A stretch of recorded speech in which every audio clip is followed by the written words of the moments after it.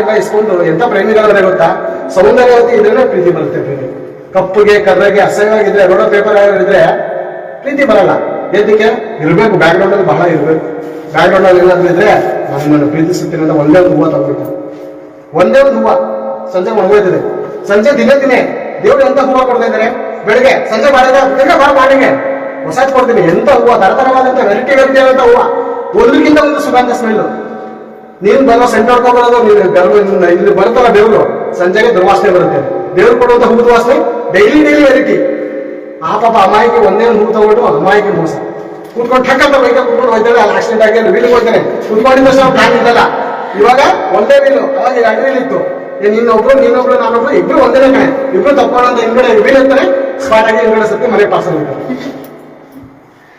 ಅಂತ ಪ್ರಪಂಚದಲ್ಲಿ ಇರುವಂತವ್ರು ಇವಾಗ ಏನಾಗಿದ್ದಾರೆ, ಪ್ರಪಂಚಕ್ಕೆ ಹೆಟ್ಟೋಗ್ತಾ ಇದ್ದಾರೆ. ನೀನು ಎಷ್ಟೋ ಚೆನ್ನಾಗಿ